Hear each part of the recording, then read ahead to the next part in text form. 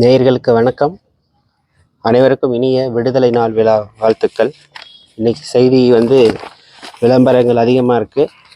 அதோட இந்திய விடுதலை போராட்டத்தோட கொண்டாட்டத்துக்கான விளம்பரங்களும் நிறைய இருக்குது. வருமுன் காக்கும் மருத்துவ மையம் தொடக்கம். சரஸ்வதி வித்யா மந்திர் பள்ளியில் விளையாட்டு தின விழா. நள்ளிரவில் பூத்த பிரம்ம கமலம் பூக்கள். தொழிற்சாலை விவரங்களை பதிவேற்றம் செய்ய வேண்டும். தொழிலக பாதுகாப்புத்துறை வேண்டுகோள். பள்ளத்தில் பஸ் கவிழ்ந்து 12 மாணவர்கள் படுகாயம். எங்கன்னா அமெரிக்காவில் 600 பேருக்கு பொது மன்னிப்பு பெருநாட்டில் கொடுத்துருக்காங்க. நெடுஞ்சாலையில் தீப்பிடித்த லாரி, 17 மணி நேரம் போக்குவரத்து பாதிப்பு. பிரேசிலில் தொழிற்சாலையில் வெடி விபத்து, 9 பேர் பலி. உங்களுடன் ஸ்டாலின் திட்ட முகாம் பெரியநாயக்கம்பாளையத்தில் நடந்திருக்கு. அதுக்கான செய்தி போட்டிருக்காங்க. கோபி அருகே சுற்றுலா சென்ற போது பரிதாபம், பாவம், 2 கல்லூரி மாணவர்கள் பலி. மேட்டுப்பாளையத்தில் காங்கிரஸ் கட்சியினர் ஊர்வலம். கருத்தடை செய்யவில்லை. தெருநாய் பிரச்சனைக்கு அதிகாரிகளின் செயலற்ற தன்மையே காரணம். சுப்ரீம் கோர்ட்டு கண்டனம். தீர்ப்பு ஒத்திவைப்பு. மகாத்மா காந்தியின் நண்பர் வாழ்க்கை வரலாற்று நூல் வெளியீட்டு விழா நேற்று நடந்திருக்கு. அதுக்கப்புறம் பார்த்தீங்கன்னா திருப்பதி கோயிலில் ஸ்ரீதேவி பொண்ணு நடிகை ஜான்வி கபூர் சாமி கும்பிட்டுருக்காங்க. அது ஒரு செய்தியாக இருக்குது. அனைத்து தூய்மை பணியாளர்களுக்கும் வீடு, காலை உணவு உட்பட பல அதிக திட்டங்களை முதலமைச்சர் அறிவிச்சிருக்காருன்னு செய்தி போட்டிருக்காங்க. கேரள நர்ஸை விடுவிக்க பேச்சுவார்த்தை நடந்து வருகிறது. சுப்ரீம் கோர்ட்டில் தகவல்.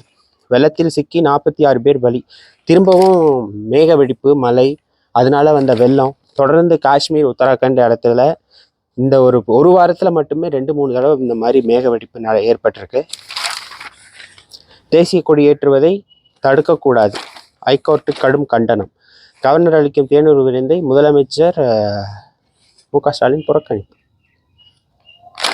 அப்பா, டெல்லி செங்கோட்டையில் இந்நேரம் கொடி ஏற்றிருப்பாரு.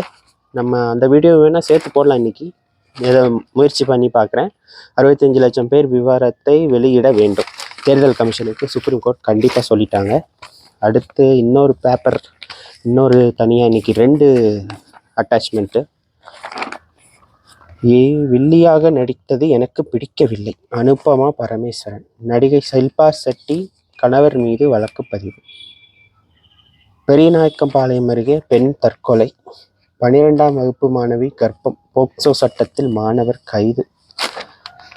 பாகிஸ்தான் இராணுவத்தில் புதிய படைப்பிரிவு.